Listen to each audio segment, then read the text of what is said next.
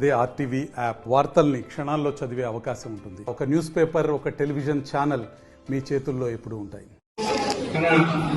అదేవిధంగా మన బీబీ గారికి, కేజీ గారికి, అదేవిధంగా మహిళలకి సంఖ్యించిన కమిటీకి, మహిళలందరికీ మహిళా దినోత్సవ శుభాకాంక్షలు తెలుపుకుంటూ ఈనాటి కార్యక్రమానికి నిజంగా మొదలు పెట్టడం జరిగింది. అది కూడా న్యూయార్క్ మొదలు పెట్టడం జరిగింది.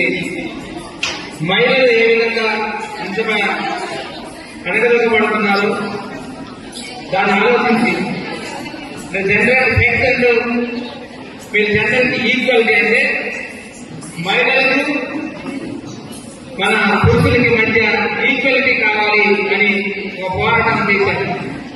ఆ రోజు మహిళలందరూ కూడా చదవరికి చదవాలి, లేకపోతే చదువుకోకూడదు, ఉద్యోగం చేయకూడదు అని కాలాలు రిస్ట్రిక్షన్ ఉంటాయి. ఈ రిస్ట్రిక్షన్ ని మనం ముందుకు తప్పలేదు. ఈ రోజు వేడగలుగుతాం ఒక మంచి ఉన్నతాన్ని కమలేదు పీటీ గారు వచ్చారు. అందరూ మహిళలు మన కలెక్టర్ మహిళలు ఈ రోజు అన్ని రంగాల్లో, విద్యార్థులకు, రాజకీయ రంగంలో, పొలిటికల్ గా, అదేవిధంగా అన్ని రంగాల్లో ఉండాలని ఈరోజు ఒక ప్రత్యార్థి నేషనల్ యునైటెడ్ నేషనల్ మన కమిటీ ఏ అబ్జర్వ్ చేసిందంటే అంతా ఈక్వాలిటీ ఇవ్వాలి, మహిళలు కూడా ప్రాధాన్యత ఇవ్వాలని ఆ రోజు ప్రతిపాదించిన మహిళలే ఇలా మార్చి 1908లో స్టార్టింగ్ పడింది న్యూయార్క్. ఇది కూడా ఐక్యరాజ్య సమితి ద్వారా ఐక్యరాజ్య సమితిని ఒక డే పెట్టాలి, ఒక ప్రొడక్షన్ చేయాలి, మహిళల్ని కాపాడాలని చేసిన చట్టం. ఈ అమ్మాయి అన్నట్టుగా చాలా వరకు చాలా మంది మహిళలు సెక్సువల్ అబ్యూస్ కానీ ఇతర ఎక్కడికంటే హెరాస్మెంట్ కానీ, అదేవిధంగా డౌరీ అరెస్ట్మెంట్ కూడా ఒక జెండర్ ఈక్వాలిటీ తీసుకొచ్చి జెండర్ ఈక్వాలిటీలో ఈ నేషనల్